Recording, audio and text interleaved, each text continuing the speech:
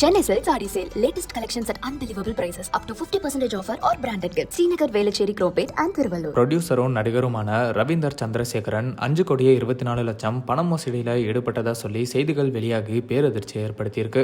ஏற்கனவே இவர் ஒரு தொழிலதிபர் கிட்ட 16 கோடி பண மோசடி செஞ்சதா சொல்லி கைது செய்யப்பட்டாரு. இந்த நிலையில மறுபடியும் இவர் மேல பண மோசடி புகார் வந்திருக்கிறது பேரதிர்ச்சியை ஏற்படுத்தியிருக்கு. மும்பையை சேர்ந்த பிசினஸ்மேன் அஜய் ஜெகதீஷ் கபூர் அப்படிங்கிறவர் கேரளாவை சேர்ந்த ரோஹன் அப்படிங்கிறவரோட ஆசை வார்த்தைகளை நம்பி கிட்டத்தட்ட 5,24,00,000 ஆன்லைன் ட்ரேடிங்ல செலவிட்டிருக்காரு. ரோஹன் மற்றும் அவரோட கூட்டாளிகள் இந்த ஆன்லைன் ட்ரேடிங் மூலமா பல மடங்கு லாபம் ஈட்டி தரதா நம்பிக்கை கொடுத்திருக்காங்க. ஆனால் லாபமும் வரல, கொடுத்த முதலீடு பணத்தையும் திரும்ப தராம இருந்திருக்காங்க. இதனால அஜய் ஜெகதீஷ் கபூர் மும்பை காவல்துறையில புகார் அளிச்சிருக்காரு. இந்த புகாரின் அடிப்படையில ரோஹன் மற்றும் அவரோட கூட்டாளிகளை காவல்துறை கைது பண்ணி விசாரணை நடத்திட்டு வராங்க. அந்த விசாரணையில இந்த 5,24,00,000 பணம் ப்ரொடியூசர் ரவீந்தரோட அக்கௌண்ட்ல தான் டிரான்சாக்ஷன் பண்ணப்பட்டிருக்கணும். ரவீந்தர் அந்த பணத்தை கிரிப்டோ கரன்சியா மாத்தி வெளிநாட்டுல உள்ள பேங்க்ல வச்சிருக்கிறதாகவும் சொல்லப்படுது. இதனால ரவீந்தரை கைது பண்ணி விசாரிக்க சென்னை வந்த மும்பை போலீஸ் அவரோட உடல்நிலை சரியில்லாத காரணத்தினால சம்மன் கொடுத்து விசாரணைக்கு மட்டும் நேர்ல ஆஜராக சொல்லியிருக்காங்க. இந்த செய்திகள் வெளியாகி மக்கள் பலரும் ரவீந்தரை கடுமையா விமர்சனம் பண்ணிட்டு இருக்கிற நிலையில